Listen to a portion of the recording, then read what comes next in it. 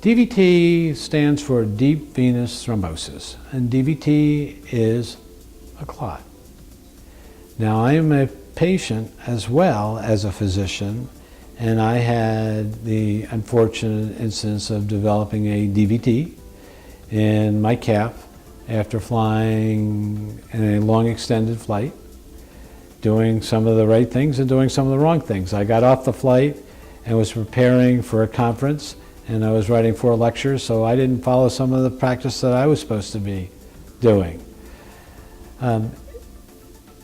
It can be worrisome if not treated, because patients can die from a DVT, not per se DVT, but the thrombus or clot that extends.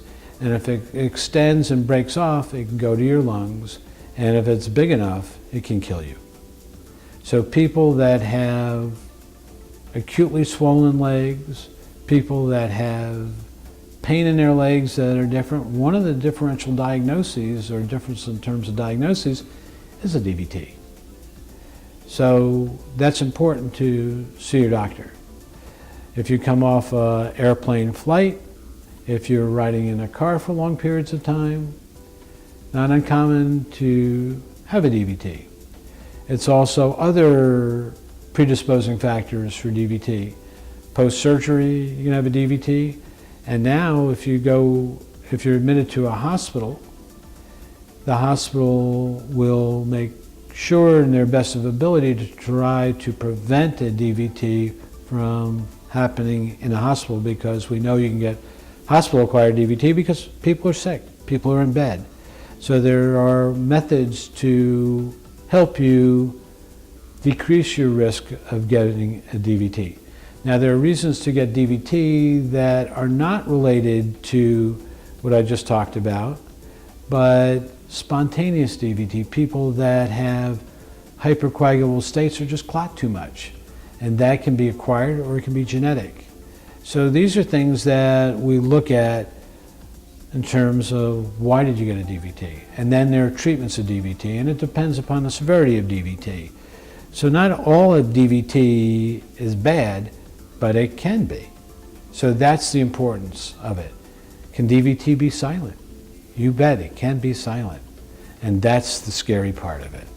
So it's best if you have any thought process, discomfort in your legs, something that's different, it's best to get checked out, especially if you've been on long flights or long car rides, been in a hospital, something that happened. But patients at a younger age who have hereditary problems can have a DVT and not know it. So how do you know about DVT? How do you know when you have DVT? So if you have symptoms and you go to a physician, the physician's going to do an ultrasound, a duplex, to see if you have thrombus or clot. If you do, then there's specific treatment depending upon where that clot is in your leg. If you are not seen and you have a DVT, well, that could be problematic. So the right question is, when do I see a physician? Well, you have to have a certain amount of information to understand it, which we do educate you. You have to have a certain feeling of, this is different, this is reacting different for us. And then you may just be unlucky and just not know it. And that's the sad part. So when you come in and you think you may have, well, you have pain or discomfort or acute swelling, we're going to do an ultrasound right then and there. We're going to know within a reasonable idea that you do have a DVT or you don't have a DVT. Can we see tiny, small, inconsequential DVTs? And down below the knee, down the leg? Most of the time, yes, but sometimes we can miss those. But the thrombus or the clot that are dangerous, we can pick up. And we pick that up by duplex. And if we're suspicious and we don't see it, then we'll invite you back for another ultrasound within a short period of time. Now, there are people that have massive clots or thrombus in their legs. It's a different story. Those are the patients that are very uncomfortable, have swollen legs, and those are under emergency.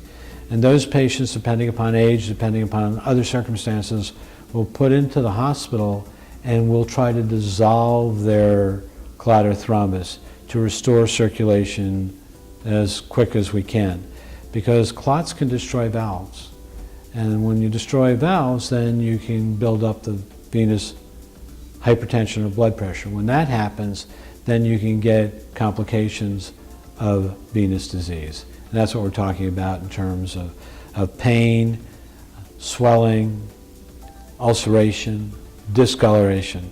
So we're trying to move very quickly when it's massive or large. When you come to see me, I'm going to be looking at you as a person who's complaining of a particular problem. In this particular instance, it'll be varicose veins, spider veins, clot or thrombus. And we're going to look at you as an entire person, and we're going to try and figure out what caused it, what the problems are. We're then going to go from there to looking at defining a treatment plan for you from start to finish so that you'll understand the progression of it. Sometimes it happens in one visit. Sometimes it happens in multiple visits. We'll then take that information and submit it to your insurance company, get your approval. Our staff will then schedule you for the procedure. You'll come in and meet our staff at the time of the procedure. We'll walk you right through the procedure, post-procedure instructions. We'll see you in post-op. We'll see you in follow-up. Very important. So we're going to take care of you from start to as long as I'm practicing.